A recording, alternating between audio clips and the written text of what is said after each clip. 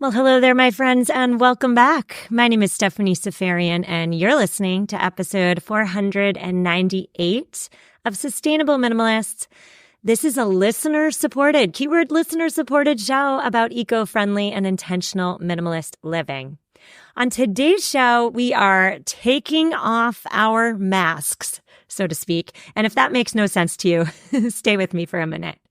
Have you ever wondered why when somebody asks, how are you? Our knee-jerk response tends to be, I'm good, or I'm fine, or I'm busy. It's a busy season of life. Why is it that we say good or fine or busy instead of saying how we're really doing? Have you ever found it strange that, with the exception, of course, of your closest, and I do mean closest family members and perhaps a friend or two, why is it that we tend to keep conversations superficial? We talk about our children, we talk about our jobs. Perhaps if we're at a dinner party, we lead with our professional title, but conversations tend to skirt around the periphery, don't they? More often than not, our conversations with others stay at surface level. We very rarely, if ever, let our vulnerabilities, our struggles, our truth, our authentic selves come forward. We tend to lead with our idealized versions and hide our messy sides. And guess what? We're all a bit messy deep down. Well, my guest today argues that these culturally embedded niceties are in part due to America's emphasis on rugged individualism, right? Admitting vulnerability and seeking help is an admission of weakness of sorts.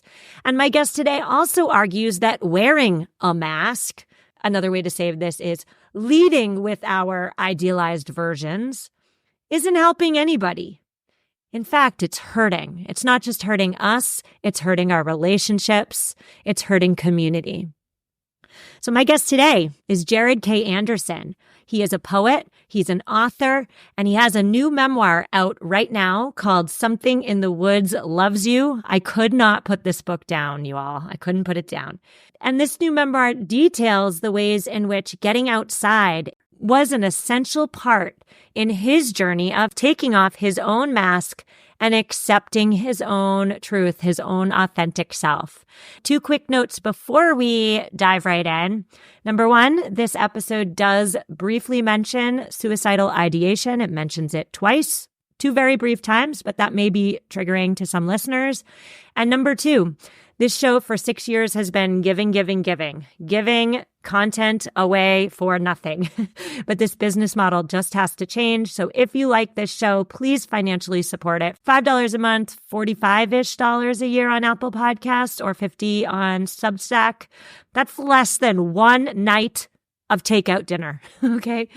It needs your support. I'm talking to you. It needs your support to continue. Jarod, so excited to talk to you today. How are you? I'm great. Thanks for having me, Stephanie. Well, of course, I'm honored. I read your new book, Something in the Woods Loves You, and I really enjoyed it. I want to start with the title, Something in the Woods Loves You. Why did you name your book this amazing title? Tell me all of it. So this book has been, 3 or 4 years in the works. And the working document I wrote at the top, Something in the Woods Loves You. And I really thought someone, an editor or publisher along the way, would have me change the title. And I was thrilled that they didn't. But, as a writer, you sort of expect that.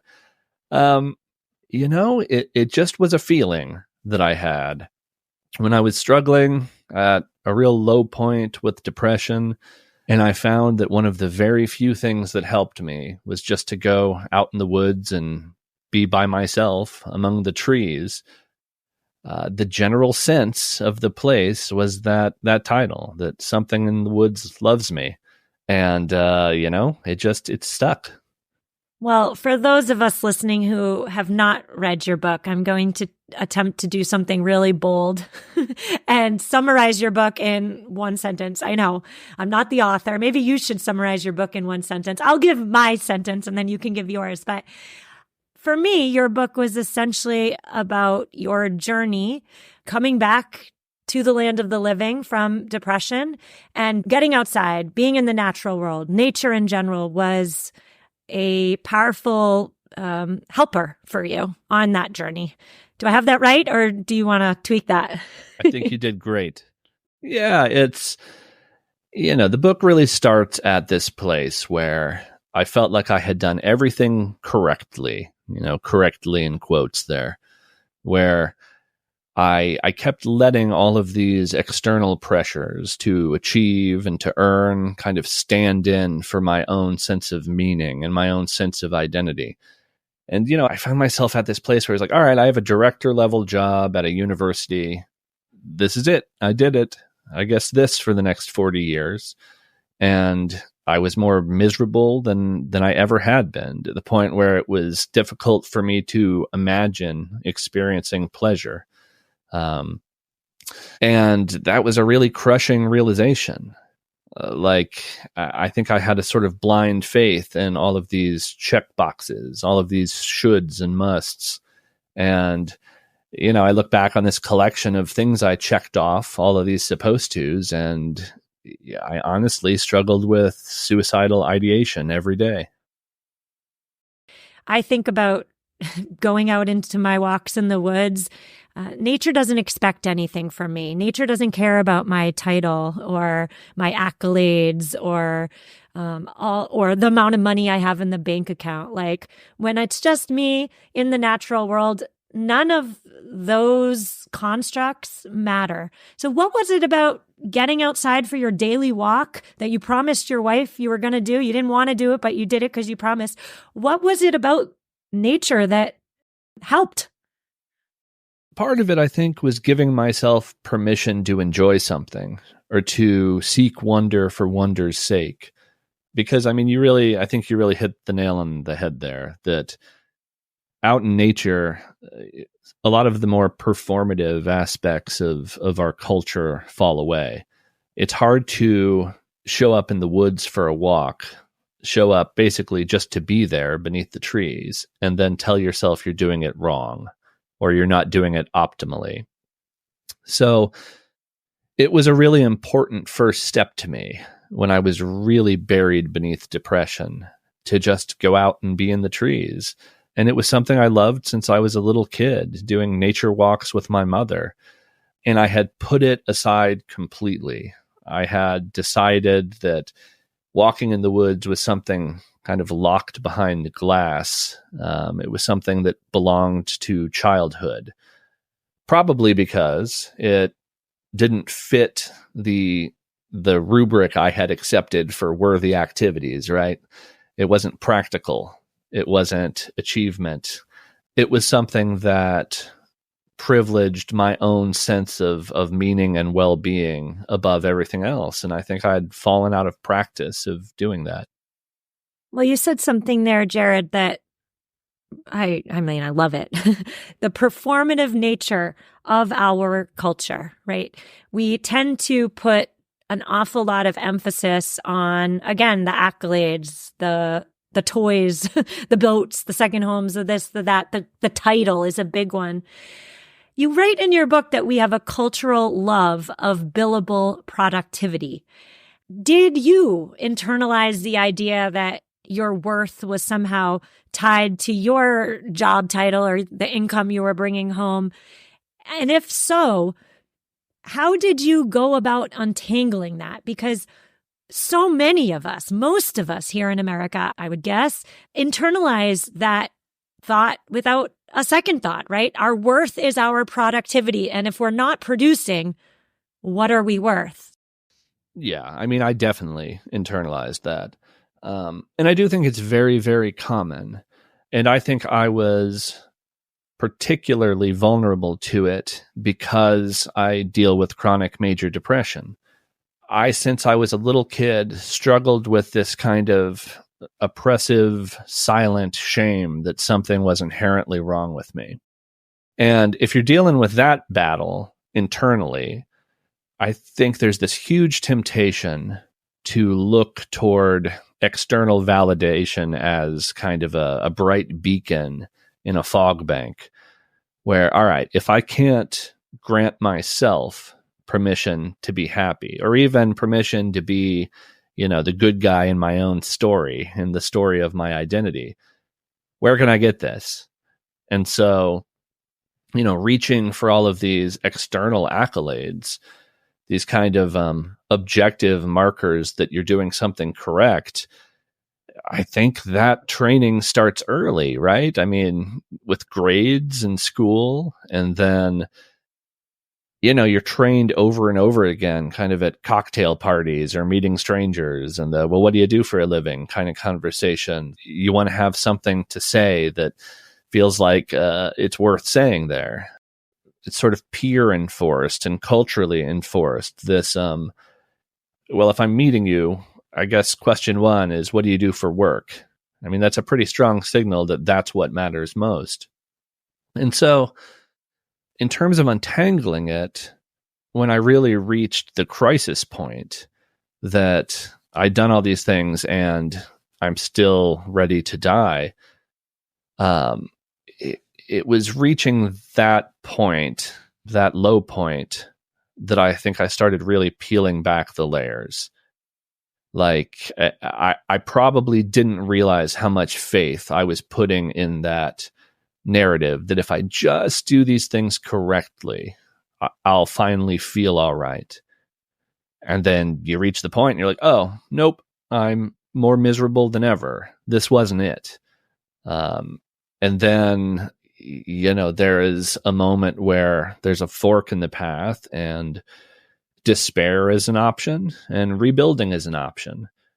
But in rebuilding, I had to peel away a lot of the things I adopted as my own that I didn't create and that didn't serve me. And I think that's what all those external pressures were. You really speak there, Jarod, to the hollowness, I guess is the best word, the hollowness of what we chase as a culture. I mean, you write in your book, you had the title, right? You had the great job. You had the home, the income, the this, the that, and none of it mattered because you were still miserable. Do I have that right? Yeah, it's this idea that success has nothing to do with happiness, which is a brutal and really inhumane idea. That success is, building an income stream for a business, or it's a set of things. I mean, it's just a very inhuman kind of idea of what success looks like. Well, there were some themes that emerged for me as the reader that I'd love to talk to you about. And one was with regard to the individualist centered, we're rugged individualists here in America. And you suggest in your book that this rugged individualism is not helping us, right? It's praised, but admitting vulnerability, seeking help, taking off that mask that so many of us put on in the world. I'm going to get back to the mask question in a minute, but can you speak more on the ways in which rugged individualism, we're doing it all alone because we're strong, how that is not serving us individually and it's not serving us as a community? Yeah, I mean, I think the rugged individualist thing has always been kind of a toxic myth. Even I had a bit of a interest in 18th century America at one point, and talking about people setting up cabins and homesteads, and they always did it in family groups because rugged individualism is a terrible plan. We need each other. We need help. We need different kinds of interests and expertise. We need different internal landscapes, different brains. And that's so obvious. And yet, somehow, we've taken this idea of do it alone, or, you're doing it wrong, and taking it to this absurd point where, we all have to build these tiny little castles and kingdoms, and we all have to own separate things. And it doesn't matter how difficult it is to achieve that, or how unhappy we are once we get there. That's what we're supposed to do. And in the book, I talk about the idea of pulling yourself up by the bootstraps, and how that's a perfect example of what we're talking about, because we took a saying that was the opposite of how it's currently understood, and we twisted it. Because the saying originally was, it's as absurd as pulling yourself over a fence by your bootstraps. It was meant to be an example of something that was impossible and ridiculous. And we shortened it to pull yourself up by the bootstraps, and then we pretended it was an ideal. Okay, the people who came up with that saying were trying to point out that that is impossibility, that it's ludicrous. And now we've enshrined that as some sort of value in American culture. And it makes life needlessly harder. But, what it does is it makes us better consumers. Because if we don't share strength, and we're all on our own, we have to buy more. We have to get more billable hours. We have to focus on stuff. And we always have to be chasing it, in lieu of things that would really serve our well-being and contentment better. As you're talking there, Jarod, I'm thinking about the concept of vulnerability. Vulnerability tends to be something it doesn't come natural to me, let's put it that way, unless, it's one of my closest friends or family. However, I'm 40 years old, and 40 years have taught me that the deepest connections, the strongest bonds with others come when there's vulnerability, right? When I can be my true and authentic self, when I can remove the mask, when I can be honest and say that life is really hard, and I'm not doing everything perfectly, and I'm struggling. When I can say that to other people, and when they can say it back, that's where the true connection, the true feeling of community lies. And so we're talking about rugged individualism as a value, let's say, that America was founded on. But we also have this desire, first of all, to not be vulnerable, right? To present to the world as if we are juggling all the balls. Everything's fine. Everything's great.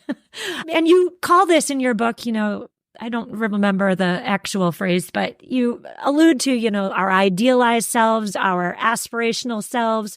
We tend to lead with that version of ourselves as opposed to the messy, struggling versions that we perhaps are in reality. What are the consequences of that, in your opinion? Do you have any thoughts for listeners who present with their best face forward, let's say, but it's not serving them. It's not helping them. It's not doing them any good. It's a weight on their shoulders, always trying to present like everything's just fine. Yeah. So there's a lot there, right? Yeah. Vulnerability is terrifying. And, it's terrifying because in being vulnerable, we feel like we can be harmed. But the problem is that word you landed on, authenticity. Vulnerability and authenticity are often one and the same because we are all messy and imperfect and have weaknesses. And that's just reality. Hiding it means a few things. It means we don't actually get to know one another. We don't get to know our neighbors, our friends. And it means we can't lend each other our strength in meaningful ways. Because if I don't share what is fearful to me or my real problems or doubts or struggles with somebody who might want to help me, how can they help? How can they offer any sort of real assistance? And so, we talk about community as the sort of I'll go shovel snow from my neighbor's driveway or something. Okay, sure, that can be part of it. But another part of it is letting your neighbor know when you need help shoveling the snow. And that's the part that I think many of us wouldn't do. I think it's fun to be the person lending aid. It is not so fun to be the person acknowledging our own weakness. And I get it. I tell a story in the book of kind of this moment of self-reflection I had as a student where I would always wait till the last minute to write a paper. And I think I got a C or something in a paper I cared about. And I had this moment of self-reflection where I was like, why did I do this? Why do I do this to myself? And the answer was fear of vulnerability, where, all right, if I wait till the last minute to do this assignment, I win in two ways. If I get a good grade, it means I'm a genius. I put minimal effort into this and, I still got an A. If I get a bad grade, well, I have an excuse built in. Well, I didn't really try. So it's this mask of an inauthentic self to protect us from judgment connecting, But the problem is it also numbs us to the positive aspects of actual human connection. I think I say at one point in the book, to feel deeply is dangerous, but to do anything else is a tragedy. Because if you live a masked self long enough, you end up feeling like an observer in your own life. Yes, that was one of the greatest quotes, in my opinion, from your book. And I'll just say, too, when we're leading with our aspirational selves, the best versions of ourselves, and we're hiding perhaps the messier parts of ourselves, we're insulating ourselves, right? When what we need, perhaps, is community connection. And the way to get there is vulnerability. You said something, and I'm going to dig into it. You said, and I'm paraphrasing, but you said that you have always struggled with a feeling like there's something wrong with you, that perhaps you're black inside. There's a fundamental thing that's wrong with you, right? Guess what? I have always felt that way too. It started in childhood and I've pushed it down. I've kept that feeling down, but it rears its ugly head once in a while. I've been working through it in therapy, but it's this fear, this shame that there's something wrong with me. And again, I've been working to unravel the fallacy in this logic for years, but I'm saying it to you now. I'm admitting it to everybody now because I think it's a common source of shame for many human beings walking around on this planet, this fear that there's something wrong with us inside deep down. And I'm saying this in hopes of providing some sort of solidarity, let's say. Many of the people we meet as we go about in our days may indeed be wearing the best costumes, be wearing the best masks to cover up what may indeed be part of the American condition, right? The human condition, perhaps. But that's where vulnerability comes in too, because if we're honest with how we're feeling with others, then we realize it's not abnormal. Like, Jarod, if you're feeling this way and I'm feeling this way, then it's not an abnormal feeling. If many of us are feeling it, it's a normal feeling. And if what we're feeling is normal, then there's no need to cover it up, to cover up our imperfections with costumes and masks. Jarod, we're going to take our sponsor break, but when we come back, I want to bring nature back into our conversation because nature was pivotal to your own healing journey. What is it about the natural world that can and does support us when we need it? So I'm going to ask you that after our quick sponsor break. And we're back. Today I'm speaking with Jarod K. Anderson. I like the K there, Jarod. It's very professional of you. Thank you. Yeah. He's the author of the new book out now titled Something in the Woods Loves You. And Jarod, before the break, we were touching on the masks. I like to use the word masks for better or worse. The masks that so many of us wear. The mask is our aspirational, idealized, most perfect version of ourselves. We lead with that foot forward. And so many of us, myself included, tend to push down, hide, cover up the messier parts of ourselves. But we all have them, right? We're all messy deep down, but we tend to pretend like we're not, which is interesting to me.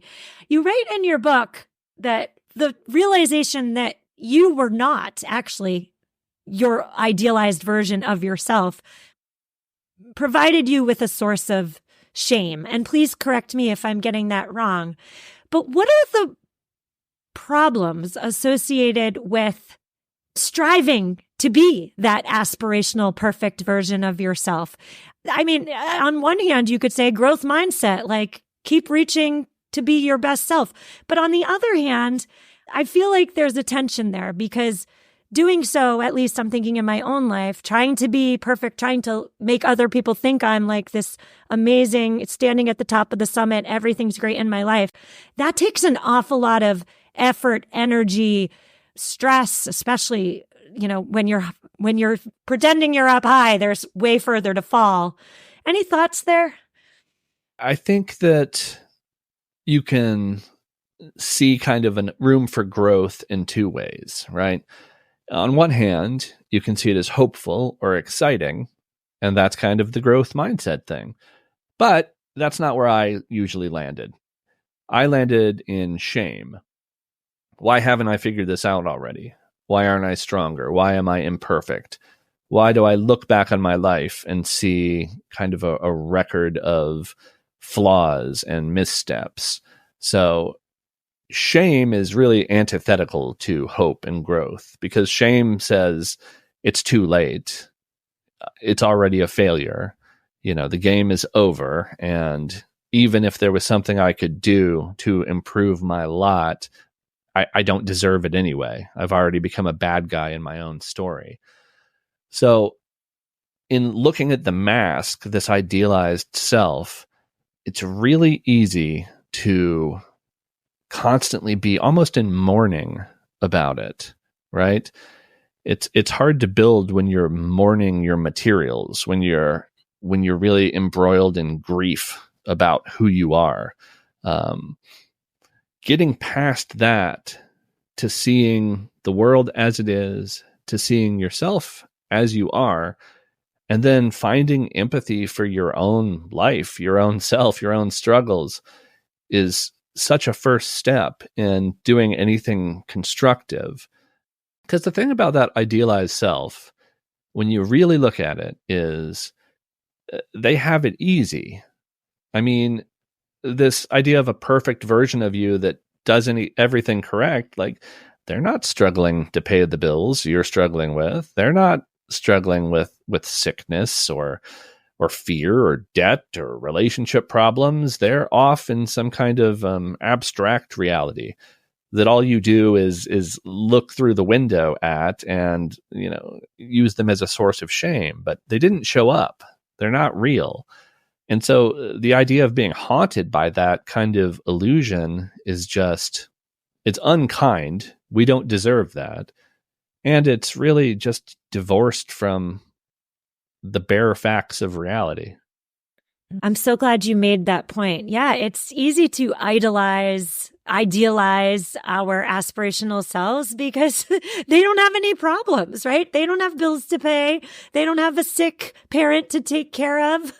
They don't have teenagers yelling at them. They don't have any problems. So yeah, it's easy to idealize these idealized versions, right? You write in your book that when we idealize these aspirational selves, we're doing so at our own detriment because doing so stops us from loving and caring who we actually are, the versions that we truly are. And that was a powerful moment in my reading journey of your book, Jarod. But I want to bring this back around to the natural world because you name each chapter after an animal or a plant. And it does seem to me as the reader that getting back out in nature was a means by which you started your healing journey, yes, but also perhaps, and again, correct me if I'm reaching, but perhaps nature gave you the opportunity to get to know, reacquaint yourself with the real Jarod as opposed to the idealized Jarod. I mean, that's just absolutely true. And part of it is as a kid, as a young adult, I would take naps in trees and I would sleep in drifts of fallen leaves in the Ohio woods. And it always brought me such peace and really unexamined peace because it was a feeling. I wasn't rationalizing it in any way. And so my path back to myself really involved connecting with nature as sort of a medicinal anchor for my life and my sense of meaning. And honestly, I almost sort of recoil a little bit from talking about it so practically, because stepping away from practicality is part of it. This idea that, being fun, whimsy, enthusiasm, even a little bit of magic is so key to my sense of well-being and my sense of why it's worth it, of why, the hard parts of life are worth enduring. I feel like connecting with nature was also partly about connecting with my imagination, my ability to see the world as rich and meaningful and wonderful and a place that was worth experiencing. I like that. And as you're talking there, I'm thinking about my experiences in nature. You use the term medicinal anchor. It's the same for me. I feel not just good when I'm outside. I feel better when I'm outside. Like, I feel at home outside. And I'm trying to nail down the why there. It's not that, I can go out in my messy self, no makeup, crazy hair, ugly clothes. It's not that. It's deeper than that. It's that, let's say I'm going for a walk with my dog in the woods. Being outside, phoneless, no phone, gives me the space to reacquaint myself with the true me, the authentic me, the little bit messy me. Is it too simplistic for me to suggest that time in nature gives us the space, gives us the encouragement to step into our authentic selves? Because at the end of the day, nature has no care, desire, want, need for our idealized versions. Nature wants us to come as we are, come as we truly are, messy. Yeah, I think you're right. And, I'm careful in the book not to do sort of the toxic positivity thing of like, oh, go touch a tree and you'll feel all better. But I also want to say, go touch a tree and you'll feel better. Not like completely better, but it does matter. And I think part of what being out in nature does is it lays bare the sort of artificiality of some of the stuff that's really haunting us. Some of these external pressures we talked about, and, the push for productivity. And you go out and you look up at a limitless sky and you walk among ancient trees and you really think about what you are and where you are and how your life functions, the things that are creating the oxygen you breathe, the other organisms inside your own body that let you live and digest food, and the interplay between sunlight and the minerals of the earth that are the reason that, we can have this conversation, and all this stuff about kind of bills and achievement and prestige. It all gets kind of put into perspective in a way that, to me, kind of unclenches my shoulders and lets me have kind of a sigh of relief. Yes, that's a great point. And I'm just thinking about how we're continuously pushed inside in 2024, right? We are an indoors culture. On a previous podcast episode, my guest and I discussed the fact that not only are we implicitly, quietly pushed inside, but quite explicitly, nature, the outdoors, is vilified these days. And in some cases, rightly so. Like, look what we've done to the planet. Look at what climate change is now doing back to us. But then there's other, like, quieter vilification of nature. We've got mosquito-borne illnesses. We've got pandemics. We've got, like, I could name all the things. Do you have any thoughts there or words of encouragement for listeners who are saying to themselves, I'm inside all the time. Getting outside takes an awful lot of effort. Does it really make any difference at the end of the day in my own wellness journey? What do you think? I mean, I think there are a couple things there. One of them is to see, acknowledge, and reject our kind of gatekeeping culture for authenticity of experience. Like, no, you don't have to buy a ticket or, cross a gate into a national park to experience nature. There's no wrong way to do it. You're not trying to get sort of brand name, capital N nature. You're trying to get to that sense of connection and relief we were talking about a moment ago. And if you can do that from lichen on a sidewalk, if you can do that touching a landscaping tree, if you can do that with a houseplant, you're doing it. There's no incorrect way to connect with nature. And you're right, there are things we can pick out as unfriendly about nature. And I think that's a very human thing to do. Like, we scan the horizon for threats. I think that's an evolved behavior. That's all well and good, but it overlooks the things we take for granted.